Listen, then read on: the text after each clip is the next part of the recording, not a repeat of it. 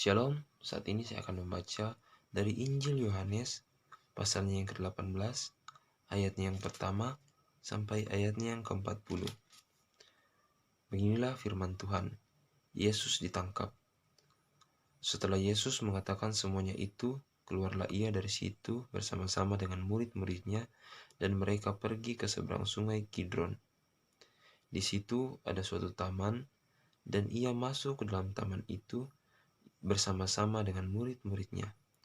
Yudas yang mengkhianati Yesus tahu juga tempat itu karena Yesus sering berkumpul di situ dengan murid-muridnya. Maka datanglah Yudas juga ke situ dengan sepasukan prajurit dan penjaga-penjaga bait Allah yang disuruh oleh imam-imam kepala dan orang-orang Farisi, lengkap dengan lentera, sulu, dan senjata. Maka Yesus tahu semua yang akan menimpa dirinya, maju ke depan dan berkata kepada mereka, "Siapakah yang kamu cari?" Jawab mereka, "Yesus dari Nazaret." Katanya kepada mereka, "Akulah dia." Yudas yang mengkhianati dia berdiri juga di situ bersama-sama mereka. Ketika ia berkata kepada mereka, "Akulah dia," mundurlah mereka dan jatuh ke tanah. Maka ia bertanya pula, "Siapakah yang kamu cari?" Kata mereka, "Yesus dari Nazaret." Jawab Yesus, "Telah kukatakan kepadamu, akulah dia. Jika aku yang kamu cari, biarkanlah mereka ini pergi." Demikian hendaknya supaya genaplah firman yang telah dikatakannya, "Dari mereka yang engkau serahkan kepadaku, tidak seorang pun yang kubiarkan binasa." Lalu Simon Petrus yang membawa pedang menghunuskan pedang itu, menetakkannya kepada hamba imam besar dan memutuskan telinga kanannya. Nama hamba itu Malkus. Kata Yesus kepada Petrus, "Sarungkan pedangmu itu, bukankah aku harus minum cawan yang diberikan Bapa kepadaku?" Yesus di hadapan Hanas. Petrus menyangkal Yesus.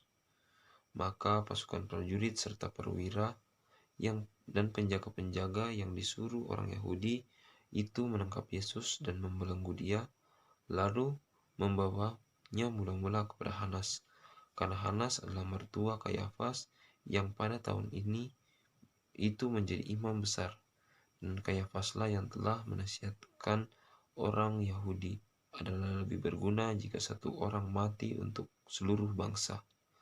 Simon Petrus dan murid lain mengikuti Yesus.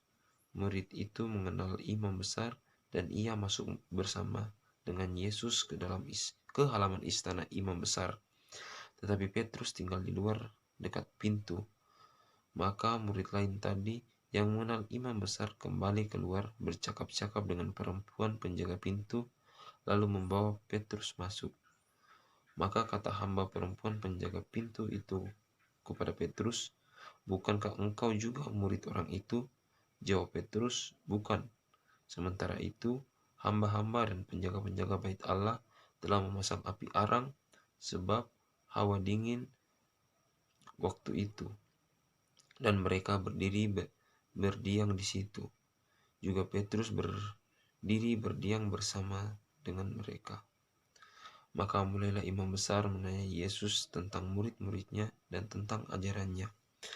Jawab Yesus kepadanya, "Aku berbicara terus terang kepada dunia. Aku selalu mengajar di rumah-rumah ibadat dan di bait Allah, tempat semua orang Yahudi berkumpul.